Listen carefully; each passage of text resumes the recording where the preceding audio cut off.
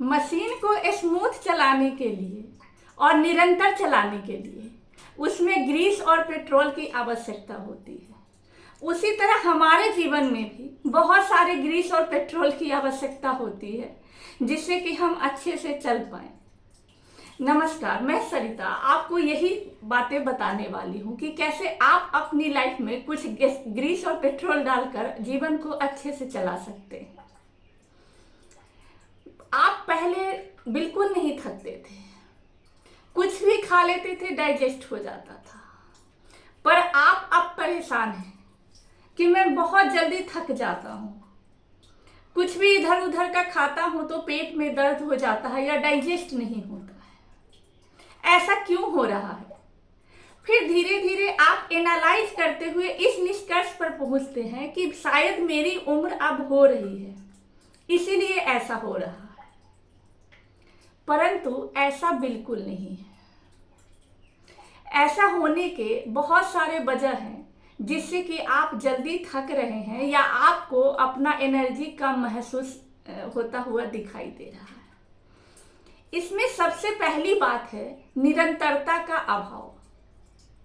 अर्थात जब हम किसी काम को लगातार नहीं करते हैं तब क्या होता है, हम किसी काम को फिर करने जाते हैं तो हमारे अंदर थकान होती है। जैसे आप वॉकिंग रोज नहीं करते हो, पर किसी दिन आपके मन में आया कि चलो आज से मैं वॉकिंग शुरू करता हूँ या करती हूँ, और आप गए और जोश जोश में 4 से 5 किलोमीटर चलकर आ गए।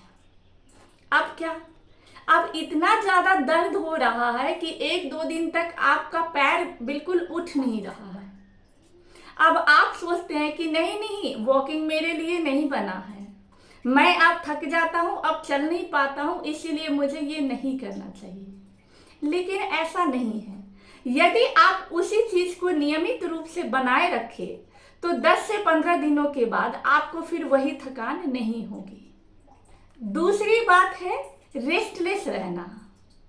अक्सर हम अपने आसपास कई लोगों को कहते हुए सुनते हैं कि अभी तो मैं जवान हूँ, अभी जितना काम कर सकता हूँ कर लेता हूँ, आगे जब थोड़ी उम्र हो जाएगी तब आराम करूँगा। पर ऐसा नहीं है। आराम की जरूरत सभी को है, बूढ़े बच्चे जवान सबको प्रतिदिन कुछ घंटे आराम की जरूरत है।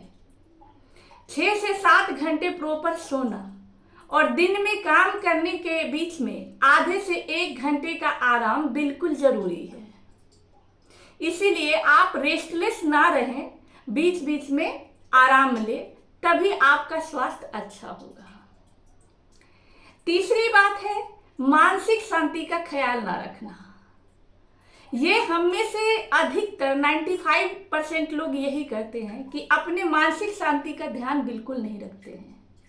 हम अपने काम में इतने ज़्यादा बिजी होते हैं कि हमें लगता है कि ये मानसिक शांति जैसी कोई चीज़ है ही नहीं।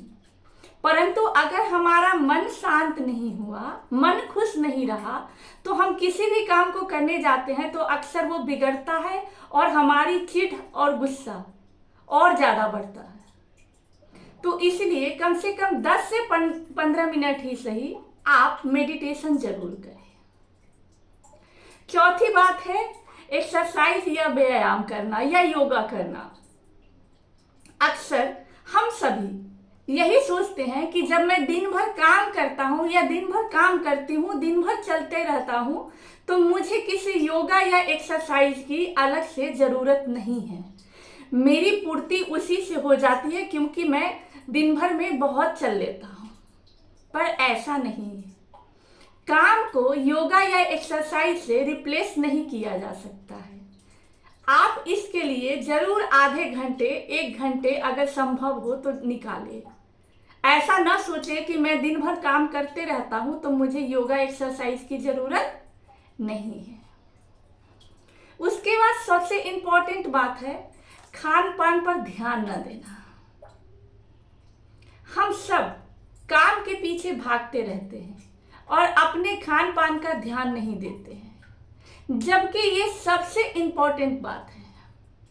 आप ये सोचिए कि कितना भी कीमती मशीन आप खरीद करके ले आते हैं, यदि उसमें पेट्रोल नहीं डालिएगा तो वो मशीन चलेगा? मशीन 1 मिनट भी नहीं चलेगा। आप तो फिर भी महीने, 2 महीने, 6 महीने कम खा करके या अनहेल्दी खाकर चल सकते हो, लेकिन मशीन पेट्रोल के बिना 1 मिनट भी नहीं चलेगा।